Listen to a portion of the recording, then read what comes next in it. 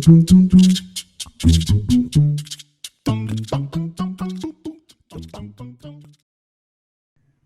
selamat sore teman-teman.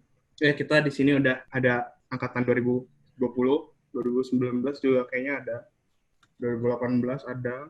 Ya, selamat datang di acara ini, acara show off pertama kita di tahun ini. Oke, kita mulai ya. Jadi acara ini nama acaranya show off gitu.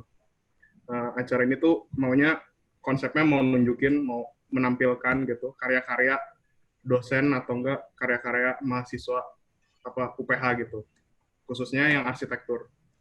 Nunjukinnya juga ke kita aja gitu, untuk sharing-sharing aja sih sebenarnya. Jadi tujuannya ya dengan acara ini kita bisa teredukasi atau mungkin termotivasi gitu. Oh, ternyata dia punya project ini keren juga ya. Mungkin gitu, mungkin bisa terinspirasi juga gitu. Nah, topiknya kali ini tuh how can we contribute in this pandemic situation gitu. Nah, dengan topik ini kita tuh mau ngomongin tentang apa sih yang udah kita lakukan selama pandemi ini, terus respon apa aja yang udah kita lakukan untuk menghadapi COVID-19 ini. Nah, jadi kita kedatangan nih pembicara. Nah, mereka ini dosen UPH. Nah, yang pertama pembicara ada Pak Jeki Theodore. Nah, beliau itu lulus S1 di arsitektur UPH, kemudian beliau melanjutkan untuk mendapatkan gelar Master of Architecture di Urban Design di Bartlett University College London. Nah, beliau ini sangat suka sekali dengan computational design, digital fabrication, dan performative architecture. Nah, jadi beliau ini sekarang di UPH itu sebagai Head of SOD Fabrication di AIDA Lab. Ada Instagramnya guys, jadi kalau mau bisa di follow aida.lab. Kemudian beliau juga sebagai dosen tetap di UPH ya. Next ada pembicara kedua itu Pak Gregorius Anugrah Gegana Amunisyanto. Nah, beliau juga merupakan dosen di UPH. Terus beliau itu lulus S1 di Universitas Indonesia, jurusan Faculty of Engineering. Kemudian beliau melanjutkan S2-nya di Chulalongkorn University, Fakultas Arsitektur di Bangkok, Thailand. Nah, beliau ini selain jadi dosen tetap di UPH, beliau juga founder dan principal dari BIM Consultant di Jakarta. Kemudian beliau juga sebagai instruktur Autodesk Authorized Training Center di PT 3 Dinamika Solusindo. Nah, terus beliau juga mengeluarkan bukunya ada ini banyak di sini, Revit Introduction, Architecture, Structure, MEP, Documentation, Family, sama Analisis. Nah, jadi keren ya guys, pembicara-pembicara kita. Jadi nggak usah lama-lama lagi, nggak usah basa-basi, kita langsung mulai ke sesi sharingnya. Waktu dan tempat dipersilakan. Pak Jeki dulu ya. Baik. Terima kasih Denis, terima kasih kepada Gamatara untuk mengadakan acara ini ya. Jadi kami juga dari dosen juga punya ruang lebih lah untuk men-sharingkan ke mahasiswa, terutama ini kan lintas angkatan saya lihat. Jadi ini acara yang baik saya pikir. Dan ya Kak, saya dan Pak Greg dikasih tema ini ya, how we can contribute in this pandemic situation. Ya sebetulnya ya ini semua alami ya namanya pandemi ini sedunia gitu ya. Terus kemudian ya bagaimana sebetulnya kita bisa berkontribusi. Menurut saya sebagai arsitek ya kita punya peran yang sangat krusial dan kita juga bisa berperan dalam hal yang kecil hingga hal yang besar. Mungkin yang akan kami sharing ini aja hal kecil ya, hal kecil yang dilakukan di UPH SODI kami sebagai dosen arsitek juga dengan mahasiswa nantinya kita akan kasih lihat. Oke, saya akan mulai ya. Oke, ini kurang lebih global map untuk coronavirus yang dikembangkan sama Johns Hopkins University. Saya ambil beberapa hari lalu, secara global ya dalam situasi pandemi ini udah kasusnya mencapai 31 juta. Ya, kemudian juga global death-nya itu udah hampir 1 juta manusia yang terkena. dan mengalami kematian gitu. Jadi ini salah satu isu yang sangat besar dan udah menyebar hampir di seluruh dunia. Kita lihat udah zonasinya merah gitu ya, menumpuk gitu. Nah ini situasi ini yang kemudian banyak menyelimuti kita dalam 6 bulan terakhir.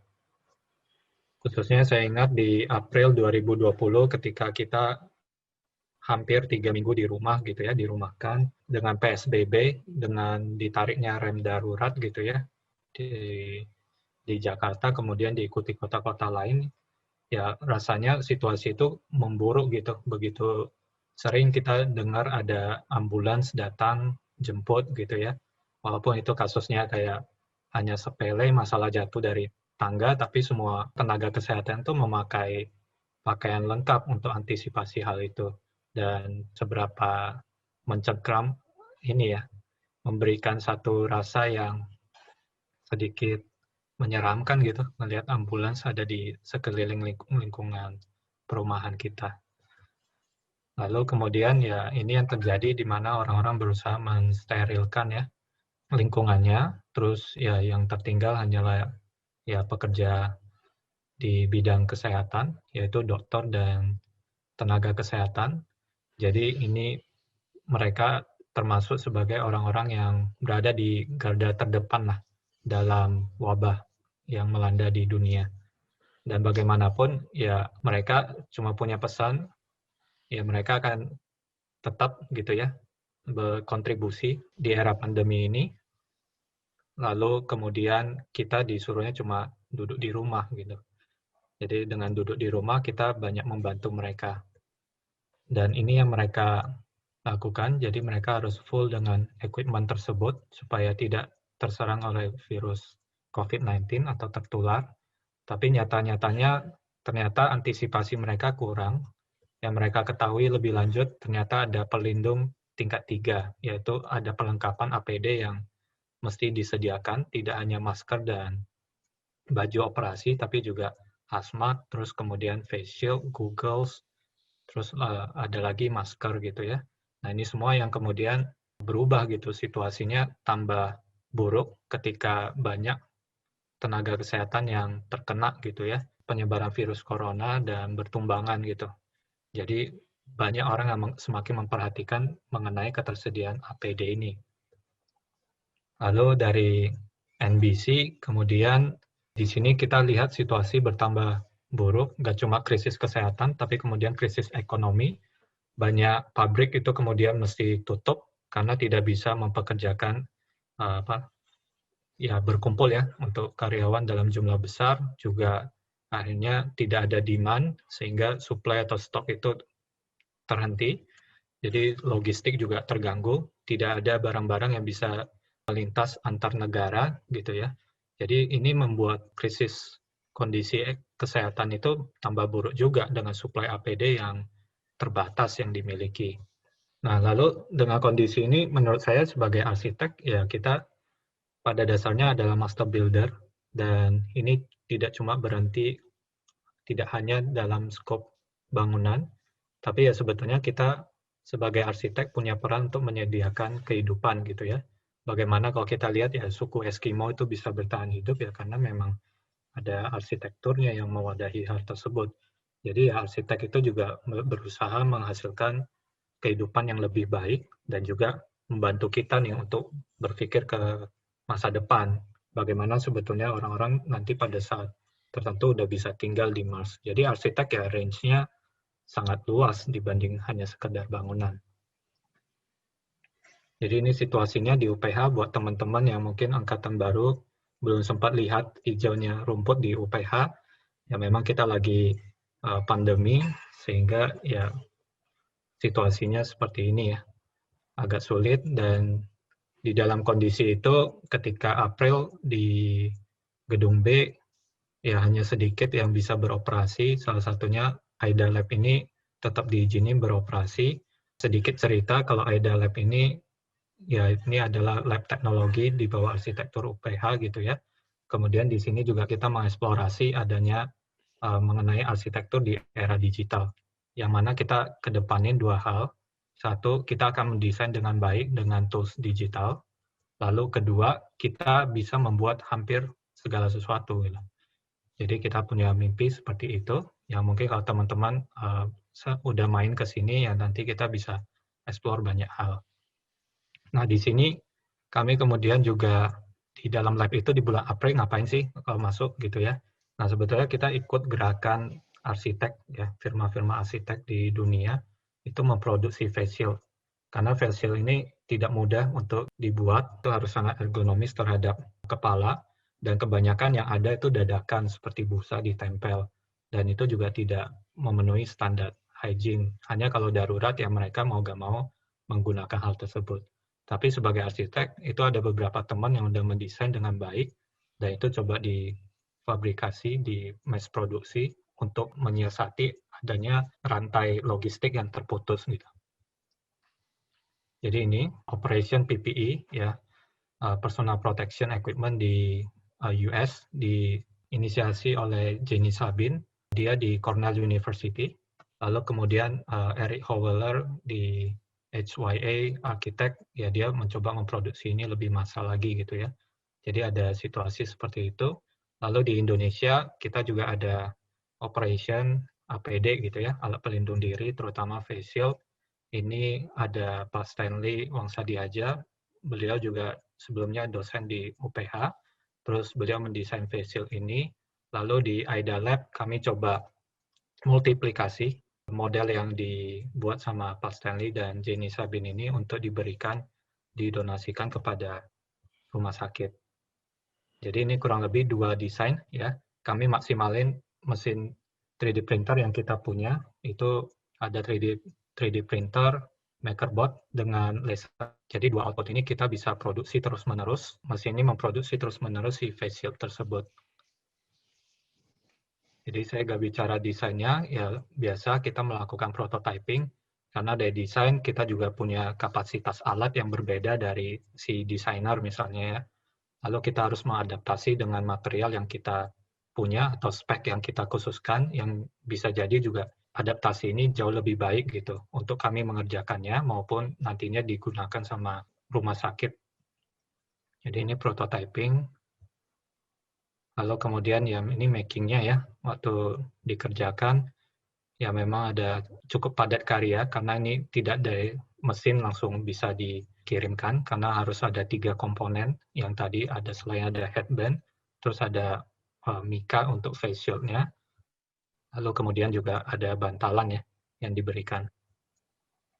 Ini assembly-nya, teman-teman di lab, laboran, dan OB banyak membantu ya. Jadi ya kita PSBB tapi on and off, 3 hari aja masuk. Ini quality check-nya ketika di-assemble ya, seperti ini. Yang 3D printer itu sangat mudah digunakan, jadi tinggal dimasukkan di sini gitu ya. Dicopot itu cuma ditarik ke samping. Nah, sementara yang satu lagi itu pakai tali di belakang, jadi harus masuk lewat kepala. Cuma dia punya keunggulan, dia lebih maju, sehingga yang pakai kacamata seperti saya, mikanya itu nggak kena ke kacamata. Nah, ini delivering-nya, jadi kita juga memasukkan instruksinya apa aja yang mesti dilakukan sama teman-teman di lapangan gitu ya, untuk membersihkan maupun untuk memasang si face shield ini. Nah, ini operation board kita, jadi kita coba in time kejar waktu yang diminta sama rumah sakit. Ada yang rujukan untuk COVID-19, ada yang bukan rujukan, tapi puskesmas yang tidak mendapat bagian yang merata dari APD yang disediakan oleh negara. Lalu kemudian juga ada beberapa personal yang mungkin terdampak langsung gitu ya. Jadi ini kurang lebih beberapa rekan-rekan kita pejuang di garis depan COVID-19 di Indonesia yang sudah berusaha memberikan waktunya untuk dalam situasi yang buruk sekitar 6 bulan lalu. Dan juga kita menyalurkan ini oleh karena bantuan teman-teman yang mendapatkan informasi ini lewat Instagram, lalu mereka menyebarkan. Jadi bukan kami saja yang menyalurkan, kami juga ikut dalam aksi solidaritas dari beberapa tempat yang mereka hanya mampu sediakan masker, tetapi tidak ada orang yang menyediakan face shield. Sangat jarang saat itu menyediakan face shield. Oke, jadi ini selanjutnya mungkin ada satu video yang saya putar ya. Ini dari RSUD H. Abdul Manap yang kita donasikan juga face shield ke sana. Kami perawat Rumah Sakit Haji Ini Abdul apakah Manap suaranya mengucapkan terdengar? terima kasih kepada semua para donatur yang telah Ya di saya memberikan sih enggak donasi ya. kepada rumah sakit kami. Semoga kebaikan para donatur Nggak kedengeran suaranya, Jack. Ya udah. Terima kasih. Nggak apa-apa.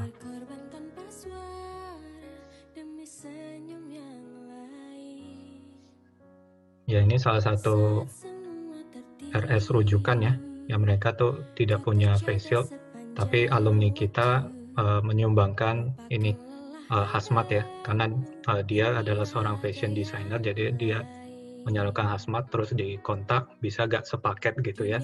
Jadi kita menyediakan face shield lalu dikirim ke rumah sakit rujukan nih di Jambi.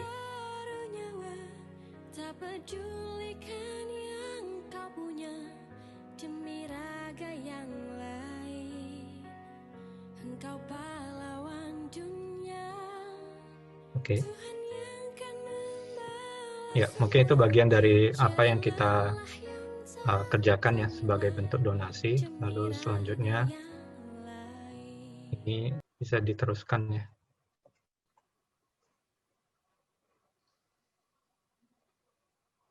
Ya. Ini face shield yang didesain ya. Mungkin bisa dijelaskan sama Pak.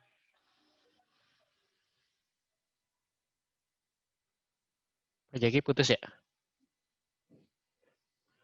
Oke, bagian kedua ini adalah face shield yang kita desain sendiri di UPH. Jadi ada sedikit requirement dari pihak fakultas dan rektorat untuk bagaimana jika UPH, kalau sebelumnya itu adalah kita mengadopsi desain dari beberapa yang sudah ada, misalkan tadi dari Pak Stanley. Nah, ada requirement bagaimana jika kita memiliki desain sendiri sebagai trademark yang untuk dipakai di UPH sendiri maupun nanti untuk didistribusikan juga atau dikomersialkan secara keluar. Nah, karena itu waktu itu di semester pendek akselerasi ini kita ada satu kelas simulasi dan metode desain berbasis komputer yang sebetulnya adalah kelas remedial, tapi untunglah dengan kelas itu kita mendapatkan satu tim yang solid dan kita bisa mendapatkan beberapa iterasi sebenarnya. Oke, ini adalah proses yang dilakukan selama di kelas. Jadi kita ini merupakan bagian dari kelas simulasi di mana para peserta mahasiswa menciptakan iterasi desain. Ada beberapa yang waktu itu kita pilih untuk kita develop lebih lanjut. Ranahnya ini sebenarnya masuk ke produk desain, tapi cara digital fabrikasi ini mungkin kita lakukan. Jadi juga ini belajar sesuatu yang baru di kelas remedial ini justru. Nah, ini adalah dari desain-desain tersebut, kita coba prototyping di situ, mana yang possible untuk diproduksi dengan kapabilitas mesin yang kita punya, dan juga mana yang paling ergonomis, nyaman untuk digunakan sebagai APD sehari-hari. Nah, waktu itu ada 3 desain yang di-develop, dari ada sekitar 7 desain total, satu yang berbentuk kacamata seperti ini, satu berbentuk yang headband, terus satu lagi ada headband. Nah, dari proses prototyping dan iterasi ini sebenarnya tidak hanya berlangsung sekali, tapi ini ada beberapa, kita mengetes sprint ini banyak sekali, sehingga waktu itu kita meetingkan dengan fakultas, ada 2 alternatif desain yang final, satu yang kiri seperti ini, terus yang kacamata, dan juga ada kita develop satu corona finger waktu itu. Nah, ini assembly dari desain yang terpilih di akhir, karena yang kacamata setelah kita tes kurang nyaman bagi orang yang sudah menggunakan kacamata karena numpuk terlalu banyak di hidung maupun di telinga, sehingga kita develop finalnya yang terakhir adalah yang headband. Oh ya, ini adalah dari desain-desain terpilih oleh mahasiswa. Yang kacamata tadi itu development dari desainnya Marcel. Lalu yang headband ini adalah development dari desainnya Darmawan. Ya, yang tadi, yang 3 tadi ya, salah satu dari 3 tadi. Dan ini setelah dilakukan banyak penyesuaian dari sisi ergonomis, produksi, serta teknik assembly-nya. Nah, ini kurang lebih petunjuknya secara teknis, secara assembly maupun disassembly. Jadi terdapat 3 komponen di sini, adalah headband-nya sendiri yang di laser cut, lalu di sini ada klem yang untuk digunakan menjepit mikanya, dan ada mikanya sendiri tentunya, di mana di klem ini digunakan teknik 3D printing untuk produksinya, sehingga dia bisa dikustomisasi dengan nama jadinya. Jadi di sini dari pihak fakultas akhirnya kita memutuskan untuk kustomisasi setiap personel, dosen, staf dapat satu dengan namanya masing-masing di sini. Dan juga ini proses produksi akhirnya untuk yang internal UPH, yang ungu ini buat rektorat, yang hijau buat SOD di sini. Dan ini dipakai di lapangan waktu itu oleh Pak Anex dan Pak Jeki untuk keluar. Dan ini adalah model kita untuk memperagakan face shield ini, si Ubi. Nah, di akhir kata, ya ini sebagai penutup bahwa ini kita sudah mendistribusikan banyak face shield, lalu kita juga berterima kasih untuk semua support-nya dari yang mendukung, dan juga kita sebagai arsitek berperan dalam kreativitas untuk humanity.